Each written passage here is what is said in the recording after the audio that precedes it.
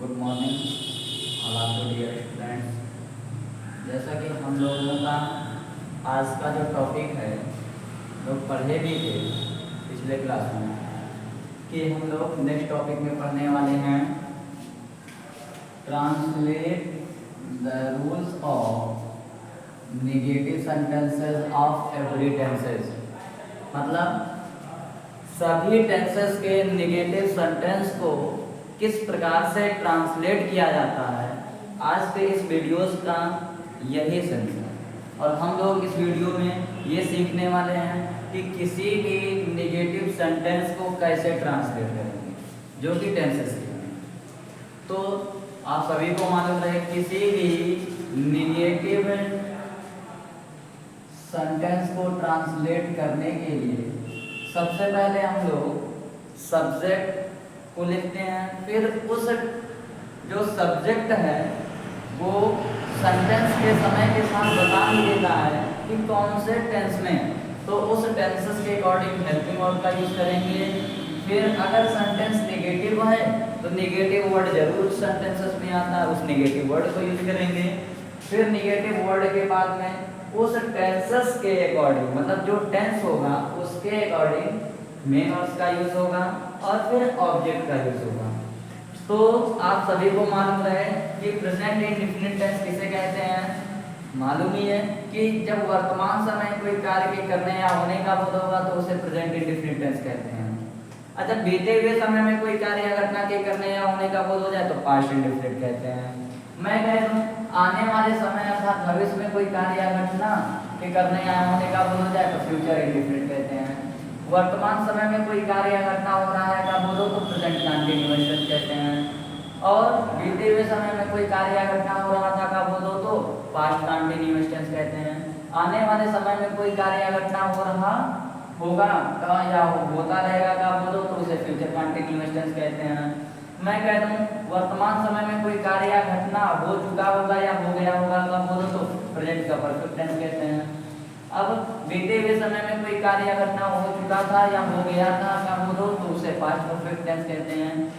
आने वाले समय में कोई कार्य या घटना हो चुका होगा या फिर हो गया होगा का बोलो तो उसे फ्यूचर परफेक्ट टेंस कहते हैं। मैं कहता हूँ वर्तमान समय में कोई कार्य या घटना एक लंबे समय से हो रहा है का बोलो तो उसे प्रेजेंट परफेक्ट कंटिन्यूअस टेंस कहते हैं। और बीते हुए समय में कोई कार्य या घटना एक लंबे समय से हो रहा है का बोलो हो रहा था का बोलो तो उसे पास्ट परफेक्ट कंटिन्यूअस टेंस कहते हैं।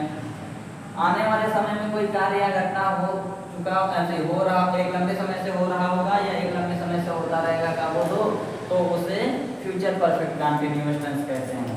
जैसा कि हम लोग पिछले वीडियोस में ये देखे थे कि किसी भी अफर्मेटिव सेंटेंसेस को ट्रांसलेट करने का रूल जो होता है वो क्या होता है, सब्जेक्ट लिखते हैं, उसके बाद में हेल्पिंग वर्ब, मेन वर्ब और ऑब्जेक्ट लिखते हैं। अगर हेल्पिंग वर्ब नहीं आता तो हेल्पिंग वर्ब नहीं लिखते थे अफर्मेटिव में। लेकिन किसी भी नेगेटिव सेंटेंस को ट्रांसलेट करने के लिए जो टेंसेस हैं सामान्यतः नेगेटिव वर्ड नॉट का यूज हेल्पिंग वर्ब के साथ में ही आता है। जैसे मैं कहूँ राधा सुंदर गाना नहीं गाती है, ये एक सेंटेंस है। जब सेंटेंस के मेन वर्ब को ढूंढेंगे तो आपको मालूम है कि मेन वर्ब कैसे ढूंढते हैं, पता ही है कि जब मेन वर्ब ढूंढेंगे तो ये पता चले कि किसी भी वर्ड से कार्य के करने का बोध हो रहा है या होने का बोध हो रहा है तो ये मेन वर्ब हो जाता है। तो राधा सुंदर गाना नहीं गाती है तो राधा कोई कार्य नहीं करती है, तो जब कार्य नहीं करती है तो कार्य के करने का बोध होगा क्या, नहीं ये गाने का। तो ये गाना आपका मेन वर्ब हो गया और मेन वर्ब के अंत में टी है, प्रेजेंट इंडेफिनिट टेंस की पहचान है। मैं कह दूं इसके बाद में अगर मेन वर्ब में कौन का प्रश्न करते हैं तो हम लोगों को सब्जेक्ट मिल जाता है, तो सब्जेक्ट मिल गया। अब जब मेन वर्ब में कौन का प्रश्न करने के अलावा किसी अन्य चीज का प्रश्न करेंगे तो हमको ऑब्जेक्ट मिल जाएगा। और शुद्ध शब्दों में लिखा गया है नहीं तो ये निगेटिव वर्ड है, और नेगेटिव वर्ड लिखने की वजह से ये सेंटेंस टोटल आपका नेगेटिव हो गया। जब इस नेगेटिव सेंटेंस को ट्रांसलेट करेंगे तो सभी को मालूम है कि प्रेजेंट इंडेफिनिट के नेगेटिव को ट्रांसलेट करने के लिए सबसे पहले हम लोग सब्जेक्ट लिखते हैं और इसमें सब्जेक्ट आपका क्या है, राधा है, तो राधा को लिख दिए। राधा के according helping verb present indefinite में डस लिखेंगे तो डस लिख दिए, हेल्पिंग वर्ब हो गया। नेगेटिव वर्ड नॉट लिखना ही है तो नेगेटिव वर्ड नॉट हो गया। मेन वर्ब की फर्स्ट फॉर्म बताया हूँ कि किसी भी इंडेफिनिट के नेगेटिव सेंटेंस को ट्रांसलेट करेंगे तो मेन वर्ब की फर्स्ट फॉर्म लिखेंगे। तो राधा डज नॉट क्या हो जाएगा मेन वर्ब सिंग, और फिर ऑब्जेक्ट क्या हो जाएगा ए स्वीट सॉन्ग। तो क्या हो गया Radha does not sing a sweet song, Radha सुंदर गाना नहीं गाती है। अब इसी को पास्ट इंडेफिनिट के नेगेटिव में एक्सचेंज करना है बेटा, तो फिर क्या हो जाएगा राधा सुंदर गाना नहीं गाती है। तो मैं कह दूं सबसे पहले क्या लिखेंगे सब्जेक्ट, तो सब्जेक्ट आपका वही है राधा, तो राधा को लिख दिए। अब प्रेजेंट इंडेफिनिट में हेल्पिंग वर्ब डज, तो इसमें पास्ट इंडेफिनिट में डिड, तो राधा डिड, और फिर नेगेटिव वर्ड नॉट लिख करके मेन वर्ब की फर्स्ट फॉर्म वही सिंग लिखना दोबारा, फिर वही ऑब्जेक्ट आपको दोबारा इसमें लिखना है। तो क्या हो जाएगा ए स्वीट सॉन्ग। तो क्या हो गया Radha did not sing a sweet song, Radha सुंदर गाना नहीं गाती थी। मैं कहती हूँ इसको फ्यूचर इंडेफिनिट के नेगेटिव में चेंज करना है, तो राधा सुंदर गाना नहीं गाएगी। तो क्या हो जाएगा सबसे पहले क्या लिख देंगे सब्जेक्ट क्या है राधा, अब राधा के अकॉर्डिंग फ्यूचर इंडेफिनिट में हेल्पिंग वर्ब विल, फिर क्या यूज करेंगे नॉट, मैं कह तो क्या यूज करेंगे मेन वर्ब की फर्स्ट फॉर्म सिंग, और फिर क्या हो जाएगा ए स्वीट सॉन्ग। तो मैं कह दूं क्या हो जाएगा Radha will not sing a sweet song, Radha सुंदर गाना नहीं गाएगी, फ्यूचर इंडेफिनिट हो गया। अब मैं कह दूं इसको जो है कंटीन्यूअस में एक्सचेंज करना है, तो सबसे पहले क्या यूज करेंगे बेटा सब्जेक्ट, वही सब्जेक्ट है क्या राधा, तो राधा के अकॉर्डिंग प्रेजेंट कंटीन्यूअस में हेल्पिंग वर्ब क्या यूज करेंगे इज, तो राधा इज हो गया, नेगेटिव वर्ड नॉट हो गया। तो किसी भी कंटीन्यूअस के सेंटेंसेस को ट्रांसलेट करने के लिए हम मेन वर्ब की फोर्थ फॉर्म का यूज करते हैं। तो सिंग का फोर्थ फॉर्म क्या हो जाएगा सिंगिंग, तो राधा इज नॉट सिंगिंग, और फिर क्या हो जाएगा ए स्वीट सॉन्ग, राधा सुंदर गाना नहीं गा रही है। अब मैं कह दूं इसी को पास्ट कंटीन्यूअस में एक्सचेंज करना है, तो फिर हेल्पिंग वर्ब से एक्सचेंज करना है, तो क्या हो जाएगा राधा वाज नॉट, और फिर क्या लिख देंगे सिंगिंग, और फिर क्या हो जाएगा ए स्वीट सॉन्ग, और लास्ट में क्या लगा देंगे फुल स्टॉप। मैं कह दूं राधा सुंदर गाना नहीं गा रही होगी, जो फ्यूचर कंटीन्यूअस टेंस है, तो फिर क्या इसको लिखेंगे ट्रांसलेट करने के लिए सब्जेक्ट राधा हो गया। अब मैं कह दूं राधा के अकॉर्डिंग हेल्पिंग वर्ब क्या यूज कर देंगे विल।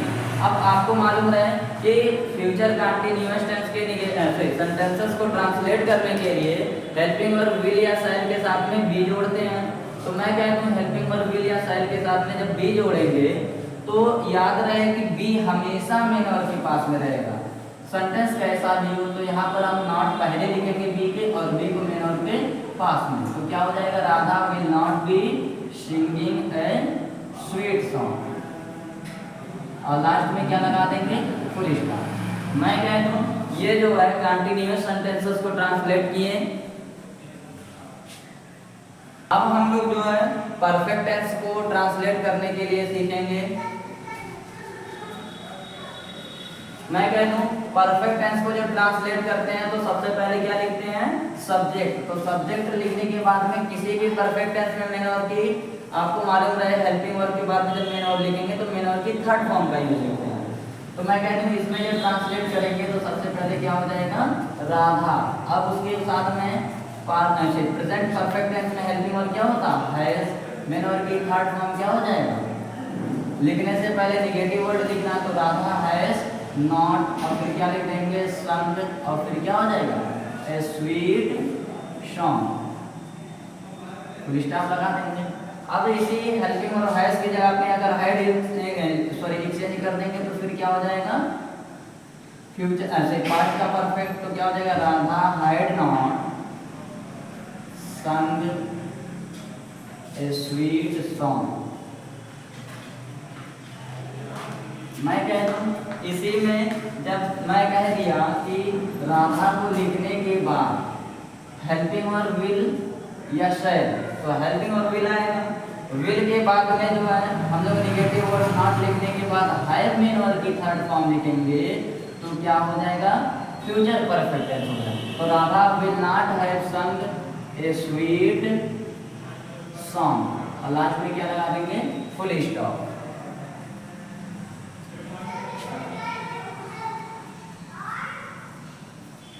मैं कह दूं अब परफेक्ट कंटीन्यूअस टेंस को जब ट्रांसलेट करेंगे तो सभी को मालूम है, जब कभी भी कंटीन्यूअस टेंस की पहचान में समय के साथ से जुड़ जाता है तो वही परफेक्ट कंटीन्यूअस टेंस की पहचान हो जाती है।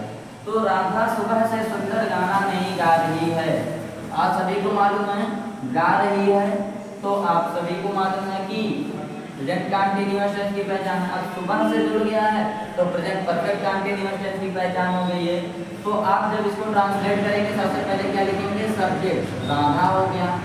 अब प्रेजेंट परफेक्ट कंटीन्यूअस टेंस में हेल्पिंग वर्ब हैज बीन या हैव बीन, यहाँ पर क्या लिखेंगे हैज, और निगेटिव वर्ड है तो नॉट भी लिखेंगे, फिर बीन जोड़ेंगे तो क्या हो गया, राधा हैज नॉट बीन।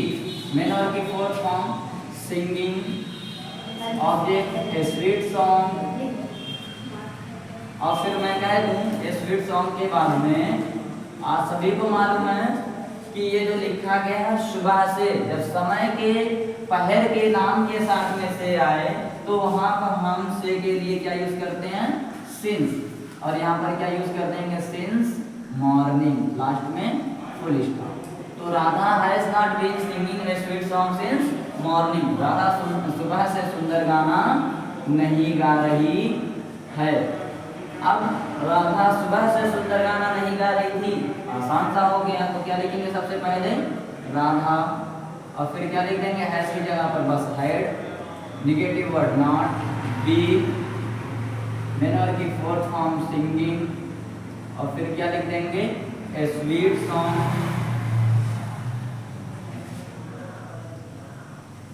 फिर सुबह से है तो फिर क्या हो जाएगा सिंस मॉर्निंग, लास्ट में फुल स्टॉप। मैं कह दूं इसके बाद में राधा सुबह से सुंदर गाना नहीं गा रही होगी, इसको जब ट्रांसलेट करेंगे तो सबसे पहले आपको मालूम रहे क्या लिखेंगे, सब्जेक्ट, तो राधा हो गया।